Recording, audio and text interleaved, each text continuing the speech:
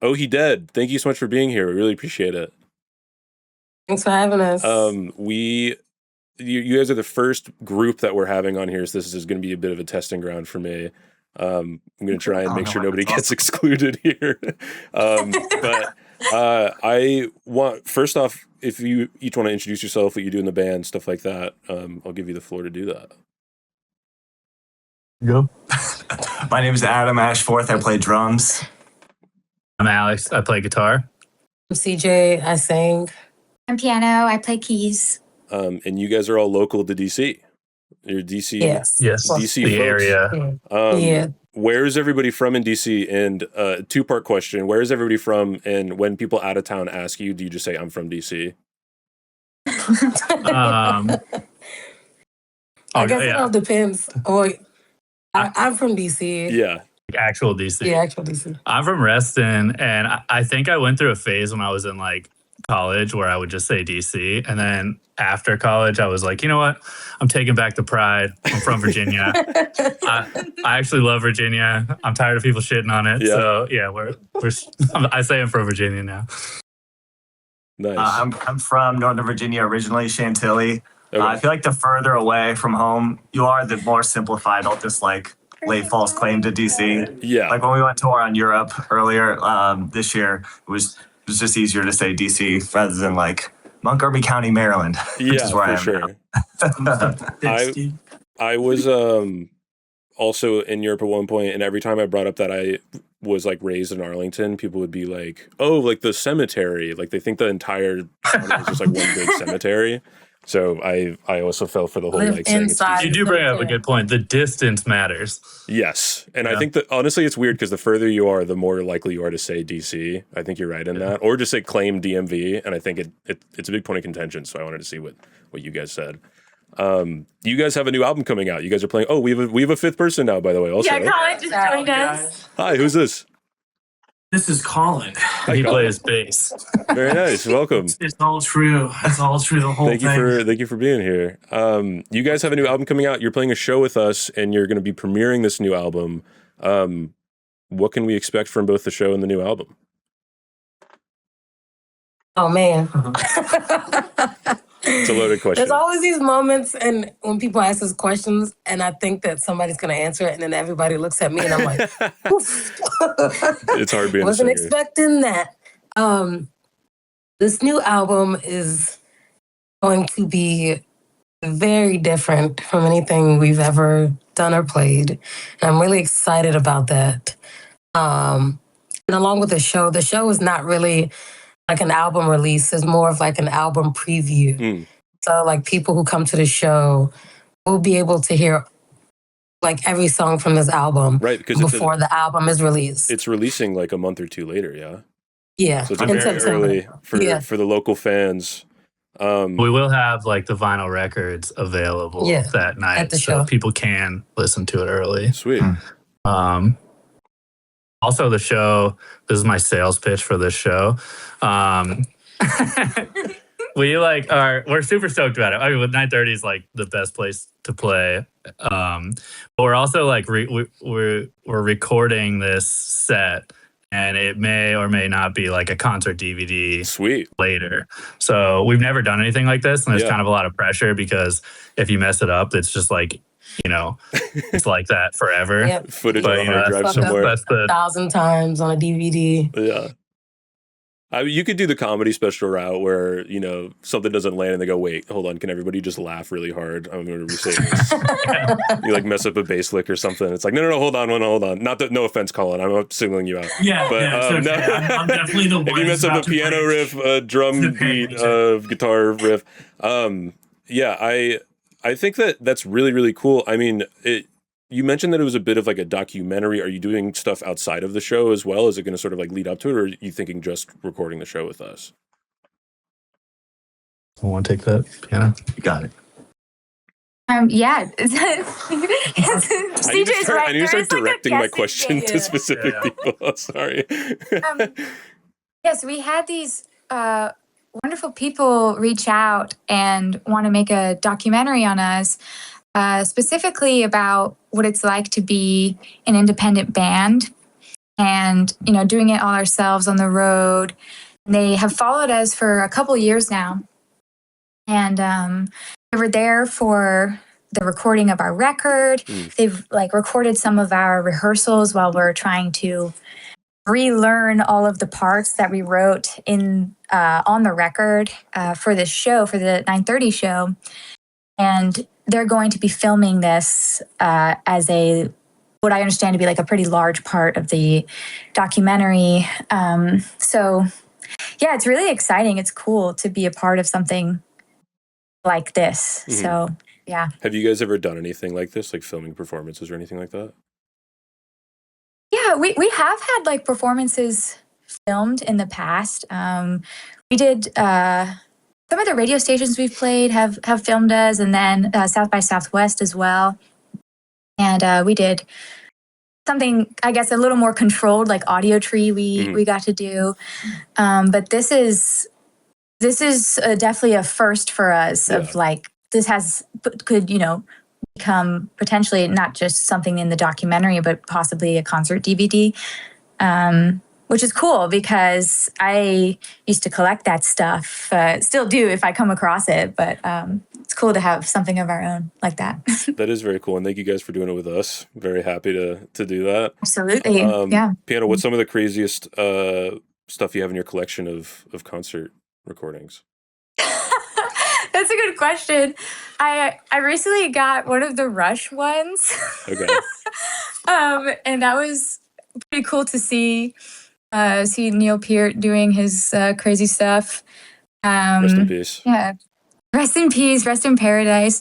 That was my most recent one, but I've just collected a bunch over time, as well as YouTube. That's something that we were talking about when the documentary first started, was we all watched YouTube DVDs, essentially, of the whole tour, the whole show, the whole live performance. So I've watched that for a long time as well. I feel like now that they're all on YouTube, everybody's dad, they'll walk in and it's beer in hand and the Beatles at Wrigley Field or something on the TV, and it's just reliving old times. It's just so different. Yeah, you don't have to get the DVDs anymore, but it's nice to have. It's cool. All the Live Aid stuff is awesome. Very, very cool. Well. Yeah. I want to talk to you guys a little bit about your time in DC. What is everybody's sort of favorite thing about DC? Is there something that makes you all stick here? I know you guys have talked about previously, a lot of people in music sort of make it and then sort of leave for one of the bigger cities like New York or LA or something like that. What is it about DC that keeps you tethered to it? We'll start with CJ. One of y'all answer that question. Okay, never mind. We're going to start with CJ. I feel like y'all Alex, here for life. I think I read in an interview that Alex, actually, you were the one that said that. Is there something about DC that makes you stick around? Yeah.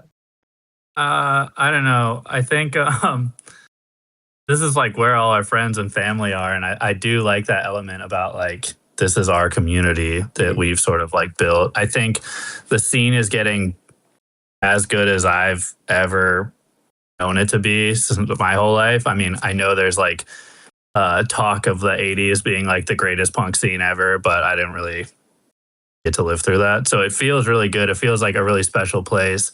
And then some of it's just maybe stubbornness. I don't want to have to move to try to make a career in music. Yeah. I feel there's enough amazingly talented artists here that can make it and deserve to make it outside of even just us, that I think it's it feels maybe prideful to just stay. For sure. What are you seeing improve in the DC music scene? I mean, you guys have been in it for a minute. Are you enjoying what you're seeing change about it? How has that change sort of affected you guys? What we're seeing change in the music scene? Yeah, in DC, because you guys are saying that it's sort of growing and rising. Where are you seeing that? There's so many DIY spaces popping up. Tons of people hosting house shows and shows at undisclosed locations and stuff, DM for address. I see that. I see multiple shows every week online of little flyers that people just draw or design by hand, and then they're like, show this Sunday. These are like the 5 bands on the bill. It's always like a lot of bands packed up, but it's cool. 5 bands starts at 10 p.m. Yeah, is always, 5 bands starts at 10 p.m. Yeah, seriously, that's a party. Oh yeah. Do you guys have That's a party. any fun stories from a show like that? Oh man, From a You just DIY did show. one. That was great. Did you just do one? The one in Asbury Park. That was oh yeah. I'm trying to think of for DC. It doesn't need There to be was in this DC one. if they're just a house show. There was this one place. I won't say who it was or where it was, but there was this one place in DC that exactly. that was played at, and there was no. It was completely off the grid, so like no one knew that this person lived in this house, in this place, and they had like talking with the bathtub. yeah. There's like a bath. There's no water. There were squatters. There's squatters. There's a bathtub that's like full of piss. And you have to use the piss water with a bucket and scoop it out to flush the toilet. I think this place still exists. By the way. This is everybody was here for this. I would have never been there. Yeah. Separately somehow. I was there. I just want to throw it out there. I've never been to this place. I would have never gone. I would there. never If go. you've been there, you know. You know what I'm talking about. And this dude had like tapped into like a water supply somehow. And yeah, there's like a hole in the basement. That sounds fun. It was You crazy. could climb up a ladder to the roof, and he was showing me like how he harvested his water to drink. System up there. I remember that. So when you guys say that the music scene in DC is I wasn't thriving, in this you're thinking of this place. You were at this place. I was in that place. You were at that place. I just don't think we used the restroom. When you said climb up the ladder, I was like, wait. Yeah, that was. That I won't is say where it I was. just didn't go to the That bathroom. is horrifying. I stood in one area. well. Yeah. My next And question I'm- was going to be, what's your worst green room experience? But that has to probably be it. I mean, there's so many Yeah, we've got places some- we play that just don't have green rooms. So Yeah. it's just like, it is kind of funny to be like sitting at a bar talking to someone. You're like, yeah, it's a cool show. And then you just like walk up and start playing. You don't realize. It's not a green. The yellow room. Yeah. Funny comment in the chat. Yeah. Mauricio for the win. The yellow room. Well, you guys have been playing in those rooms, but you're also playing bigger rooms now. Is there anything that you're changing about your shows being in these bigger rooms? Are you trying to sort of stay true to that time period, or how are you expanding your shows as you're sort of moving up?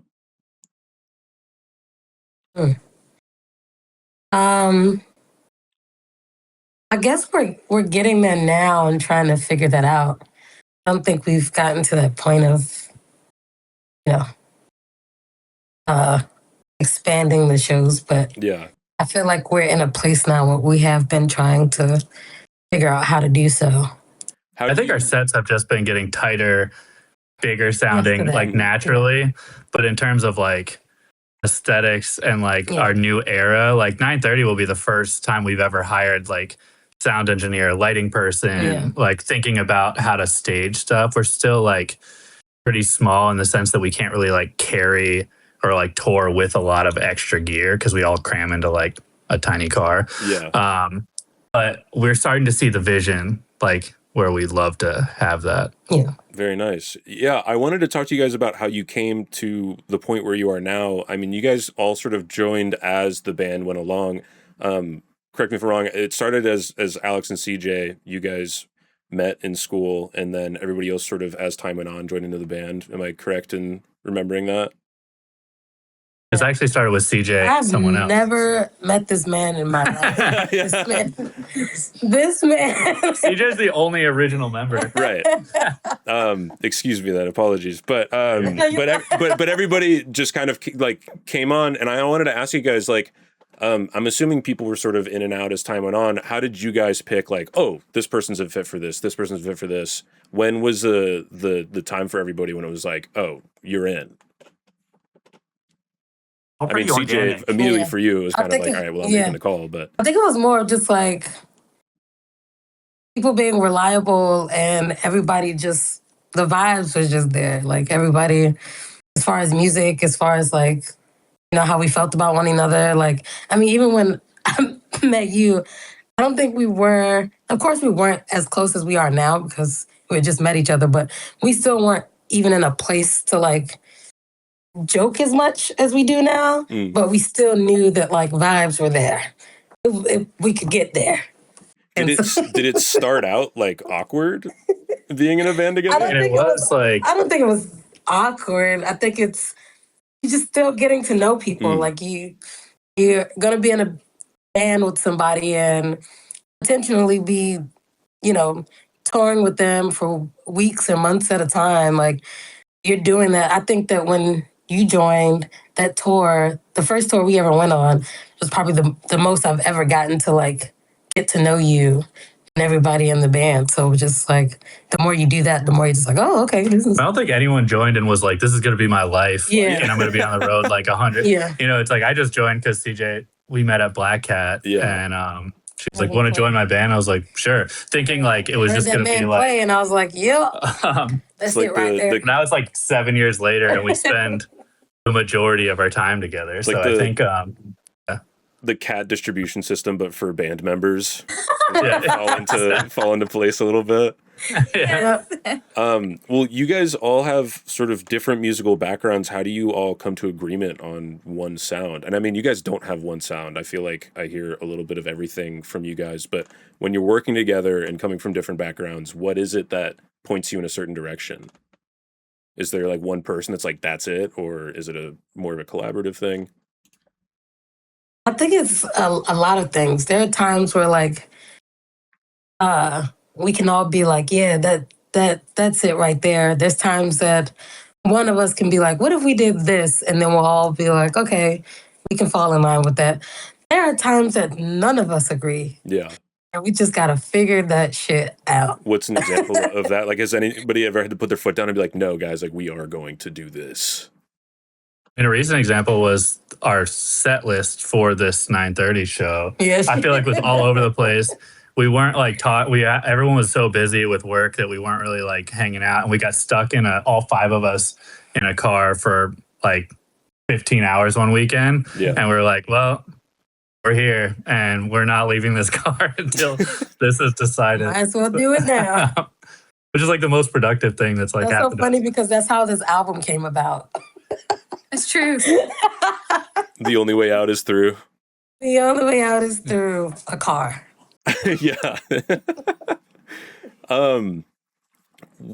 I feel like people try to pin a genre on you guys, and I personally can't really. I mean, I hear like a lot of like, it reminds me of like Hiatus Coyote or Amy Winehouse or like Stevie Nicks or like, just a bunch of different stuff.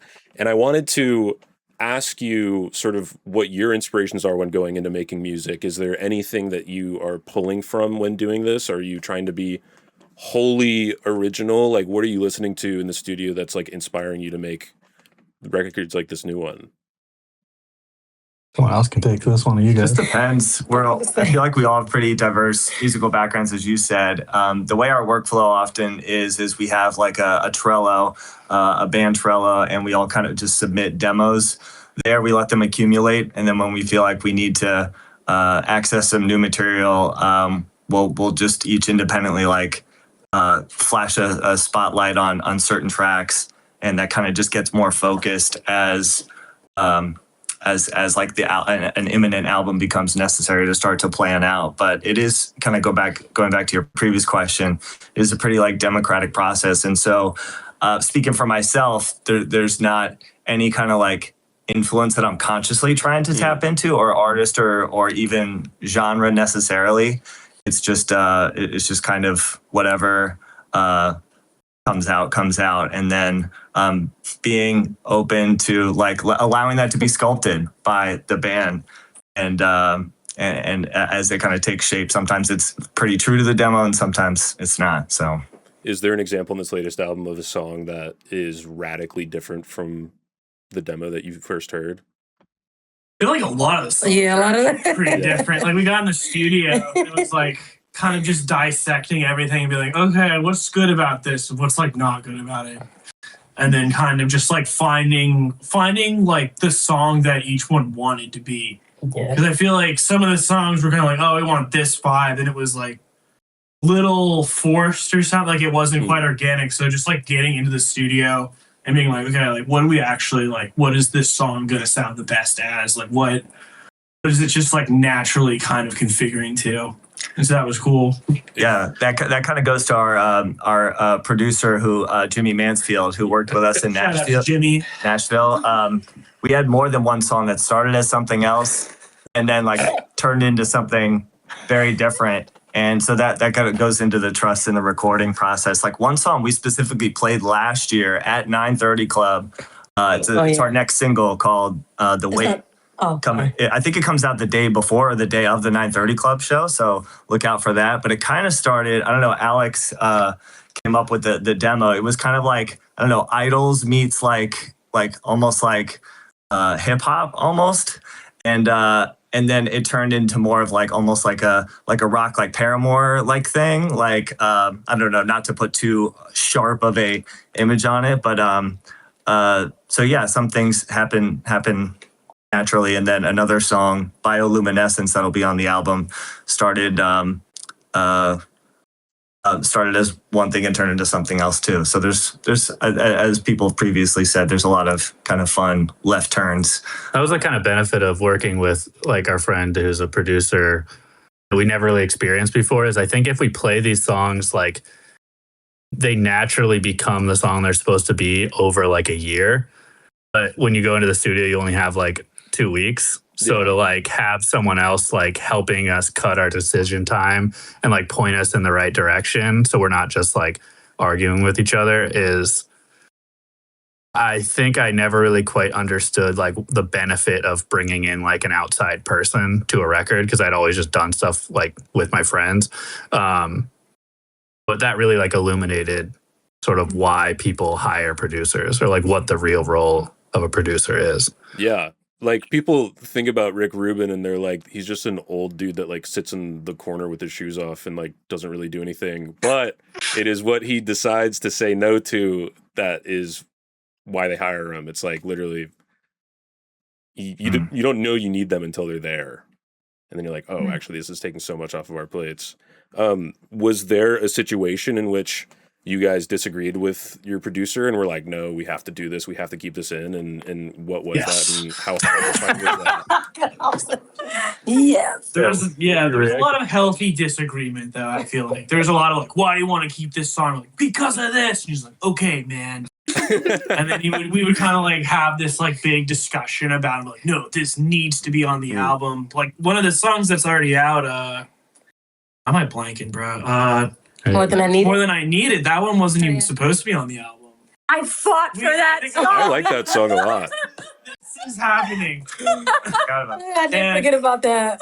And that was a fun one too, because that was different than every other song. I think that one's the most different demo that is now on. That demo is very different from what it sounds like. Yeah, I wish I could like play the demo. Yeah. And that one was a weird, that was basically one of the last days we had in the studio. Yeah. And Jimmy texted me at like 7:30 in the morning and was like, hey, can you get over to the studio this morning? I need to talk to you.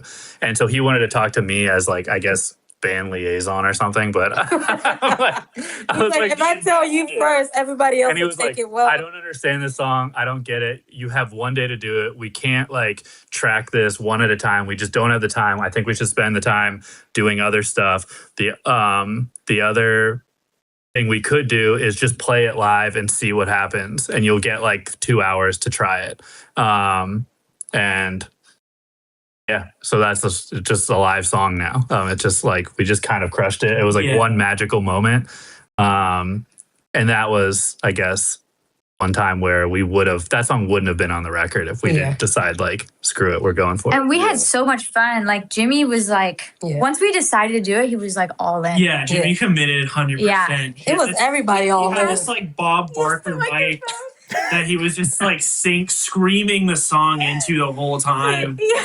Just kind of like conducting everyone. And I really wish like some of that made it onto the recording, because it was It did. It did. Okay. He actually is still, his vocals are low, but you can hear him singing with me at the very end, where it's either the screaming. Oh, got to give you more. Got to give you more. He's doing that part with me. He never took his vocals out, so he's just in the background. I think he was having like a mental breakdown.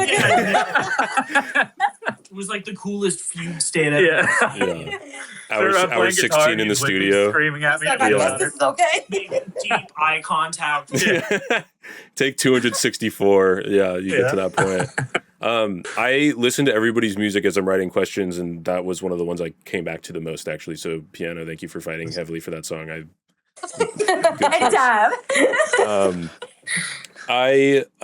wanted to ask you guys a little bit more about DC. I don't want to blow up any of you guys' favorite spots, but are there any places that you think are underrated in DC that people should go to or that you personally love going to?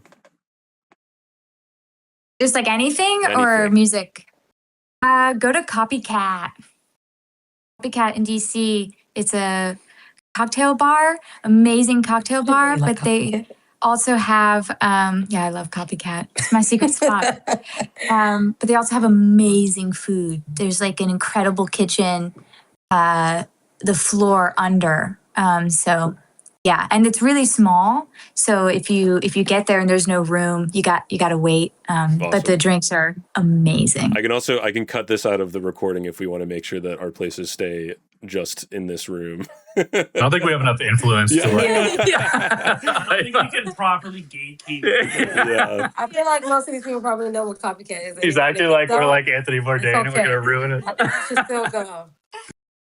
I personally like, if we're talking like food, getting a drink and a coffee, is Makedo right next to the pie shop. 8th Street, just hanging out, just partying. It's just so good. I feel like a lot of people don't just like go in there and just like chill. Like, because I go to a lot of shows at pie shop, so it's like I always go early to like grab a beer, some food, and a coffee. So. Tell me if I'm crazy. Like 10 years ago, they were selling clothes, right? Yes, they were. Okay, because they also sell clothes. They have like clothes like in the store. Okay. I went there like last year thinking it was going to be, because it was the only place I saw streetwear in high school, like in DC, and I was like, oh, I should go check that place out again, and it was just tables there, and I was like, oh no, what's happened to the place I found? Yeah, there was like an overlap where they sold streetwear and also had Asian food, which was kind of a hip vibe. Anyone else? You always got a place. My place that we go to all the time, which is Golden Age. It's a little bougie, but what is it's that? a spot. Golden Age is the way top of Connecticut Avenue, in DuPont area. Okay. You probably, unless you're looking for it, you'll probably miss it. Okay. That's true. Yeah. I've walked right by it. Very nice. I want to get to some last call questions we ask every interview, which the first one being, I don't know if everybody has their show and tell ready, but the first one being, what is something you need to have with you on every tour? Okay. So that's easy. Every time. Very helpful. Adapter. I think, I don't know if I speak for me and Adam, but I'm going to speak for myself. I gotta have some yerbs. The yerba mates. Do you have a particular Adam flavor? drinks all. Go on, open here. Yeah, go ahead, Adam. Go ahead. Here's. All right, whoever finishes first. Adam drinks every flavor, and I only drink these two. So I can't drink a full one. Like, I'll give it to Adam and be like, "You have to finish this." They are pretty. It's the mid show. Yeah, is that how you keep the drum beat going? Is you're just tweaking off of yerba mate? Mine is this pouch. Okay. And it has a charger. It has guitar strings. It has like tools to fix my instrument. I don't have like, guitar. I don't even have a second guitar like 90% of the time. So if mine breaks, like we're screwed. One time in New York, mine broke and I had to like run to the car, restring it. It was the whole thing. So yeah, this is just keeps my guitar running. One time Alex's guitar broke at this place where his like whammy bar, it was a whammy, right? It exploded. It exploded. I can show you. But the thing is that it was an all shag carpet that we were performing on. This whole piece fell off. Yes, and there were like these little springs, and it like got lost in the shag carpet. It's the worst. This was a venue with a shag carpet? Yeah. It was in like New York or New Jersey. Yeah. And I didn't know what to do because I was like, holy crap, I just like broke this new guitar that I was trying out and it just exploded You everywhere. have to bring a second. And so guitar. everyone was just like, no one said anything. The song just ended and like no one knew what to do. And then someone in the back just goes, oh, he did. I know you guys have told the story a bajillion times, but where does the name Oh He Dead come from? Oh, my ex-boyfriend. That you did or did not allegedly. Yes, he knows. He says it. He said it. Look. That's the condensed version of the story. And But CJ thinks she's hilarious. I don't think it's, I never laugh. Everybody else laughs because it's so awkward that I'm just sitting there not laughing. That's all the people need to know. Yeah. That's all they need to know. Also, to answer Maddie, I'm just going to speak for everybody and Chuck Levins. Chuck Levins. The question being, yeah. Oh, so, Chuck Levin. I can make out the. Chuck Levy. Yeah. Oh, Chuck Levin. so 100%. Matt asked if you had a $500 gift card to one music gear shop in the area, which one would you hope it is? And you said Chuck Levy's. It's got to be, Levins. right? Chuck Unanimous. Yeah. Where is this? Why are you picking that one? Wheaton, Maryland, run by the Levins family. Adam, I guess the grandson's still running it, but they're just like the OGs of music gear. Everything from like high-end speaker equipment. I mean, they probably sourced your all's PA. I would wager 90%. I'm not a sound guy. Unfortunately, I just do the interviews, but I'm gonna believe you. Yeah. What do you mean you don't know that? Yeah. I just know Discord stuff. I don't know anything about the sound we get, but I do appreciate it. Another question that I have for you is, what have you guys been listening to recently?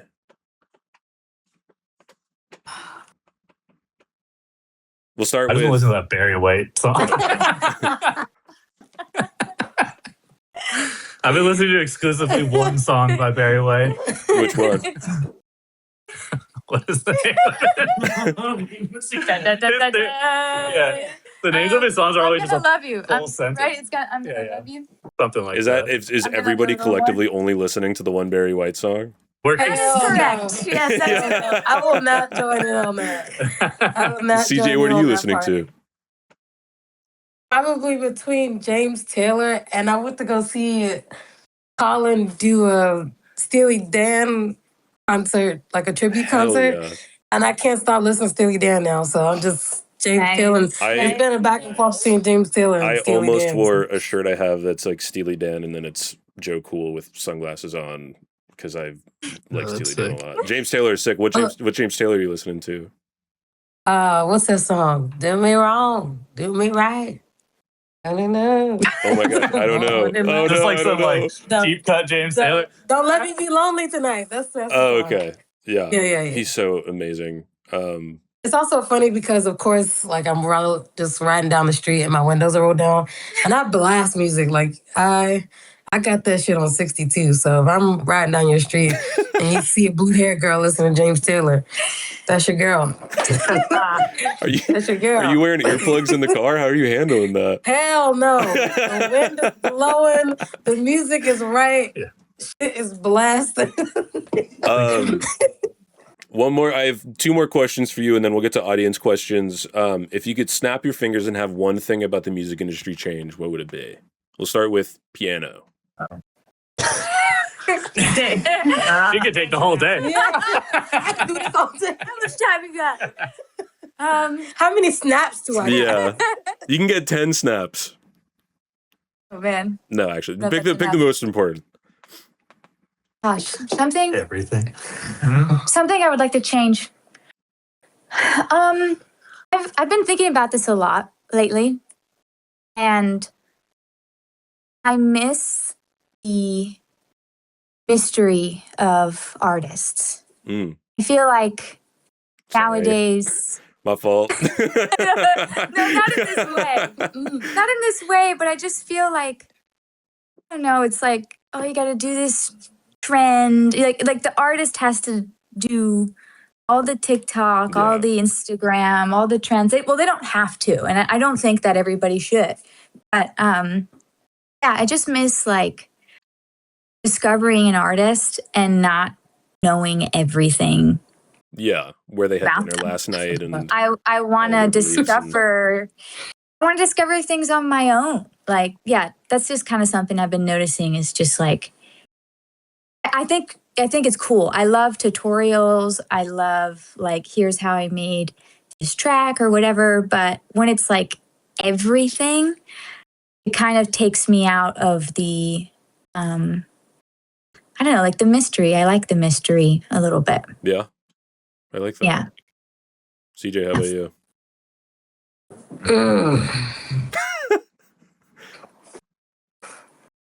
This is broad. So I don't know if you're going to ask me a secondary question, but I would just take away all social media.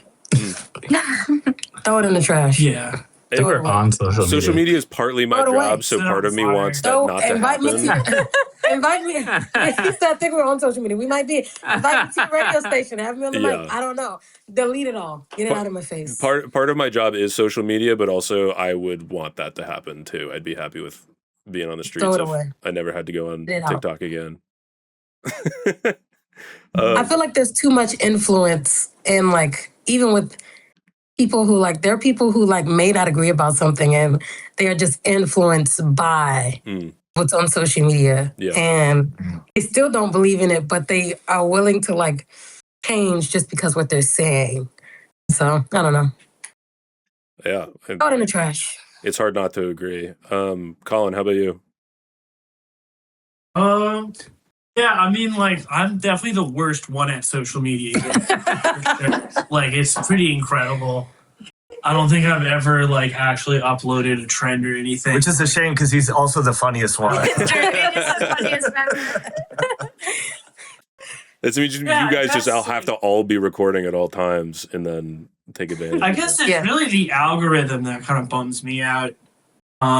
Sort of, and just like getting your stuff on playlists and like the game that people kind of have to play. Like I know Geese got a lot of flack recently because it's like, they were pushed on all these.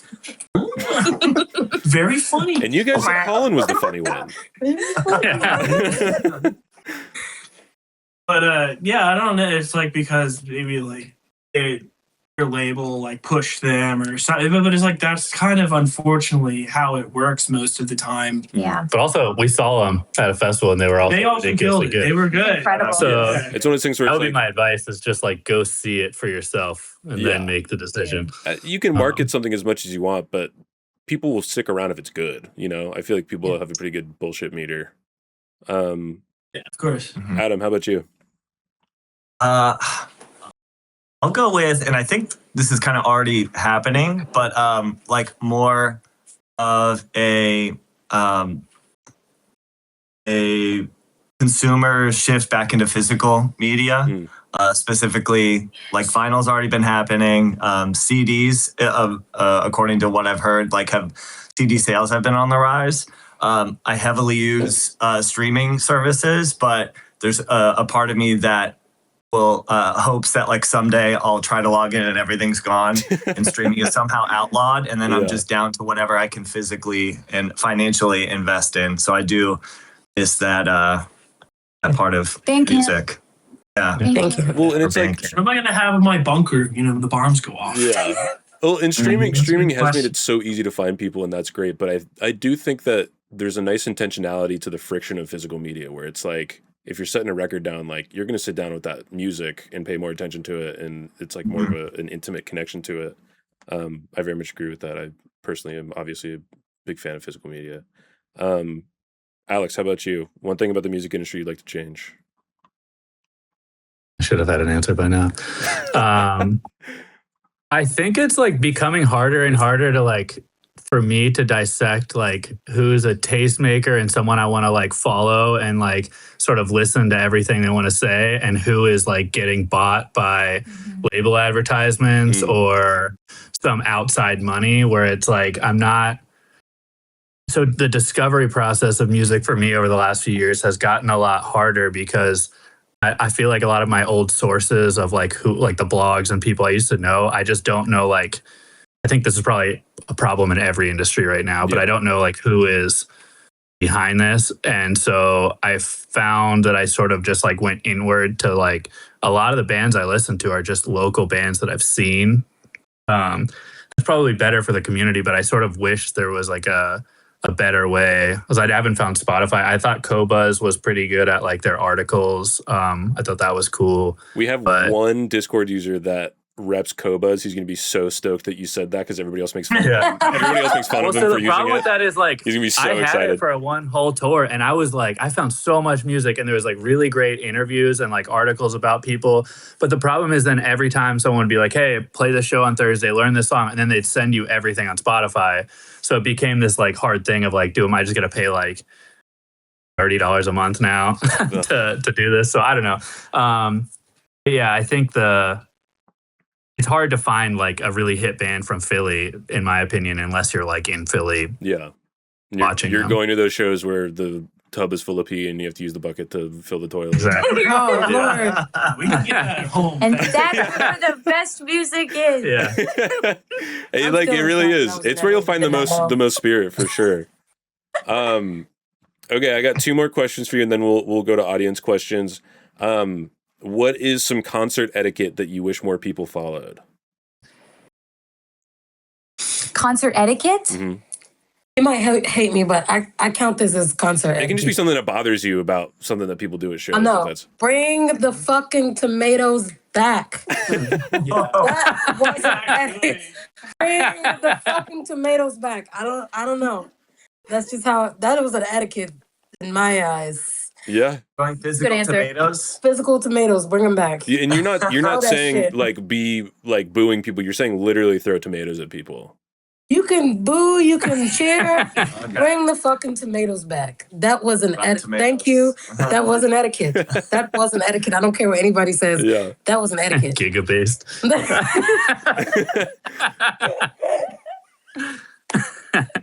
Anybody else have any burning etiquette though? That is good. Can I have the opposite? I feel like people need to bring like bad. I guess like I'm piggyback off in this. A lot of times in DC, fans will just be like, oh, interesting. Nobody moves here. No one moves here. And then you go to like Boston or something. It's like 6 p.m. People are wasted and screaming for the opening act. And I'm like, can we bring back like degenerate fans again? I like my audience to like it so much they want to kill me. Yeah. I feel bad. I definitely me and my friends call it the Deep House junkie that's standing in the front of the DJ booth like. And I do that. I've actually had somebody, I went to the Showbox in Seattle and saw somebody, and I always like to go early to sit at the front, and I literally had somebody that was DJing, I'm not going to say their name, but they saw me being like, and they literally stopped touching the CDJs, pointed at me and went, and I literally, it's haunted me since. I have not been in the front of at the barricade since then. But DC is notorious for that. Do you guys have any tricks to get people in your crowd moving?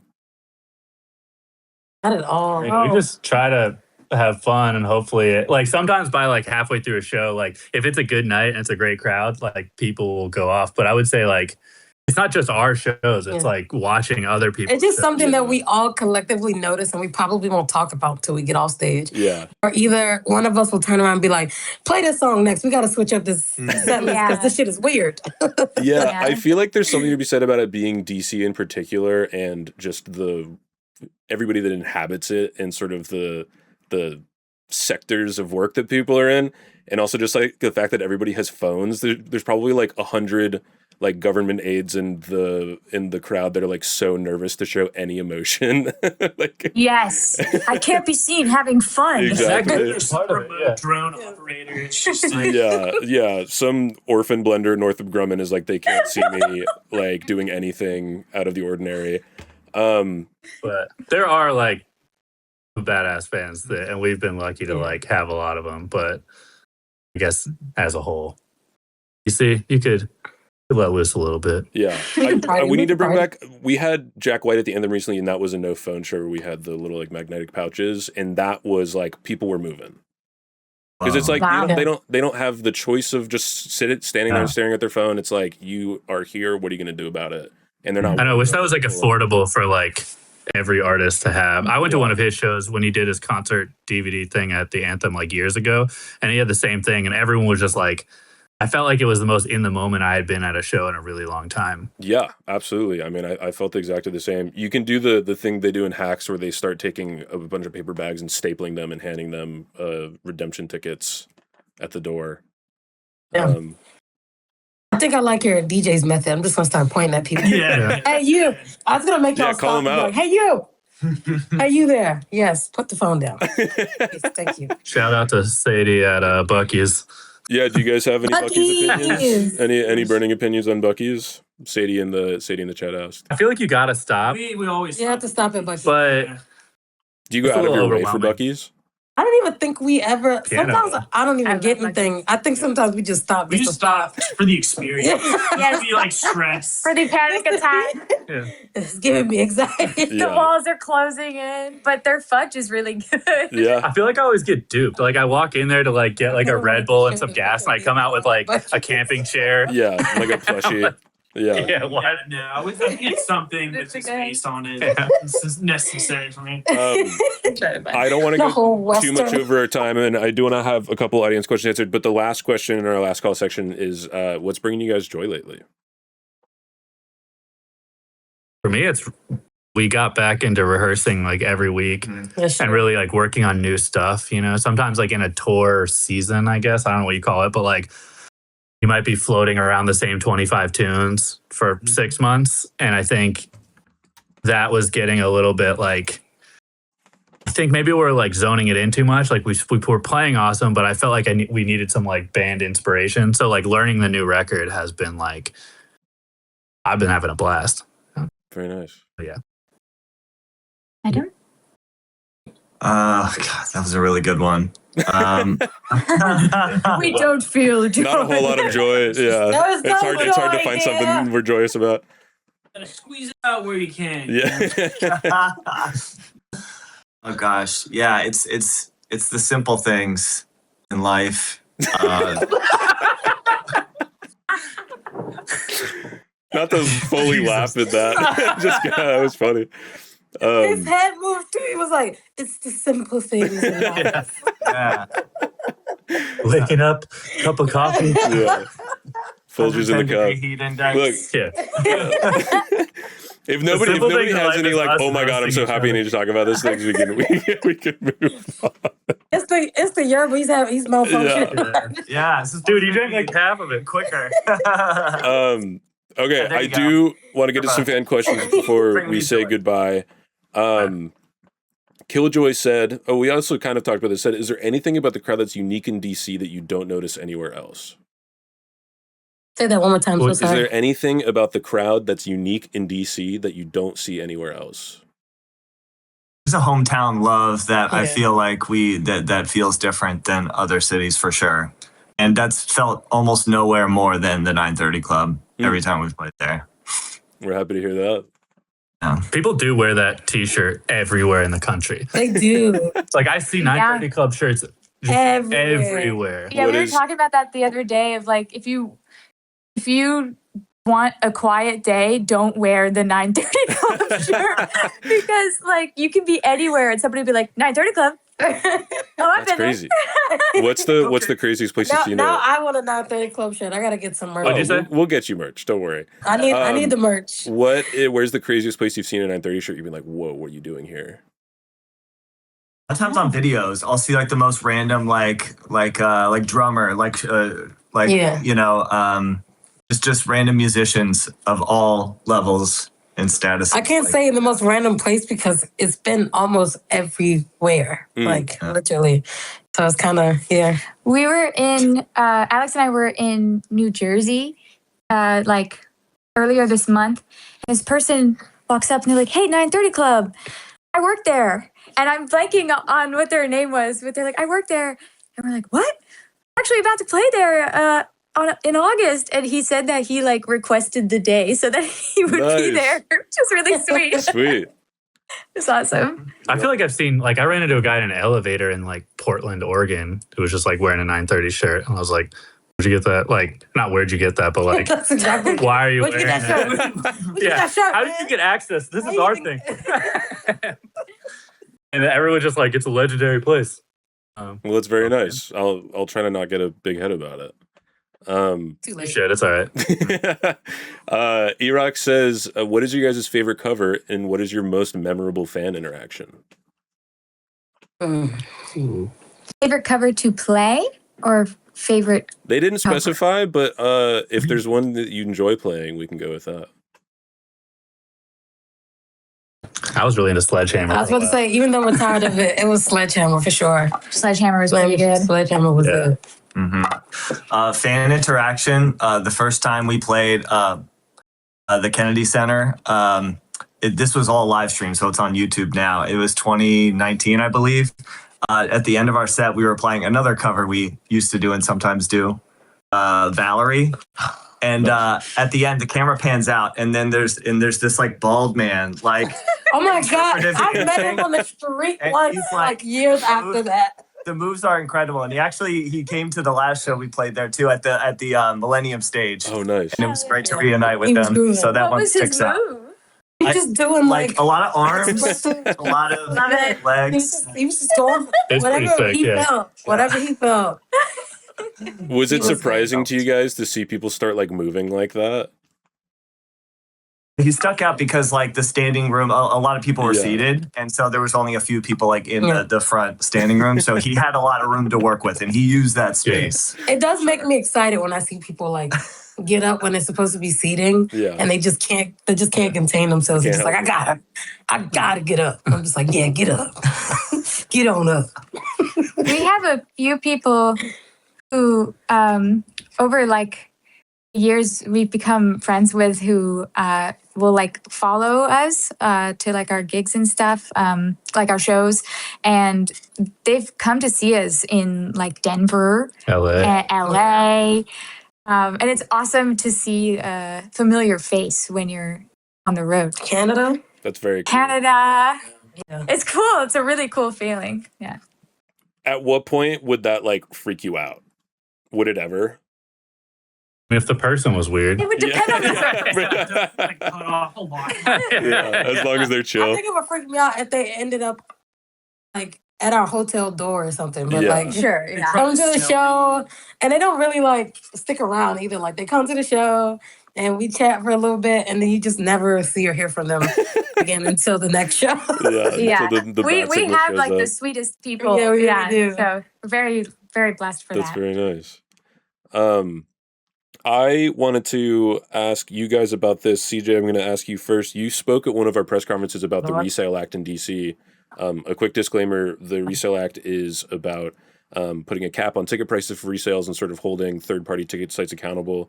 I wanted you guys to talk about your experience with that and how you feel about it, and CJ, how you feel sort of having the opportunity to speak your piece on that. Yeah. Is there anything that you wish you had said, or did you come from that like, you know, you're like in the shower and you're like, fuck, why didn't I say that one thing? Like, is there anything Yeah, that you I will wish you had say one thing about me, especially with like interviews or speaking in front of people, I don't do well with that kind of stuff. So a lot of the times, like, don't get me wrong, I was very grateful that I got asked to speak. That was a big deal.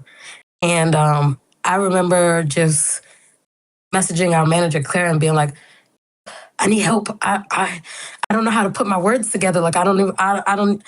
She was like, well, how do you feel? Like, she just had to like talk me through everything to like write on a paper for me to like say. But that was a big deal. And I was very grateful that out of all the DC bands and all the people that, you know, could have been there or were there, you know, got asked to speak and share my thoughts on how I felt about it. So very nice. I wanted to give you guys the floor to sort of talk about how you feel about it as well, if you have any sort of burning opinions on the resale market or anything like that.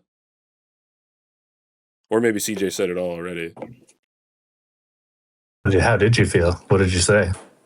I just talked about I mostly gave like some examples. There was a time, I think it was our last 9:30 Club show, and a lot of my family members couldn't come. We didn't have any more guest slots, and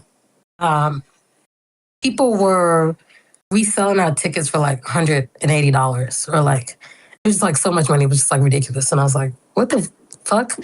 And I remember my family being like, "Yeah, we not buying $180 tickets." So I'm like, we just not going to be there. And Yeah. I felt that. I was like, there's nothing I can do Yeah, about well, that. you Like, can't hold that against them. I personally wouldn't want you to buy $180. I would have looked at you crazy if you told me you bought a $180 ticket to come see me when you come see me anywhere. Yeah. So that was that experience to me, and that was the first time for me. I don't think it was for y'all because we had this conversation. I think that y'all have had people tell you certain other shows that tickets were being sold for higher prices, but that was the first time for me that it affected family. Mhm. And I was just like, what the fuck? Like my own family can't come to a DC show? That's crazy.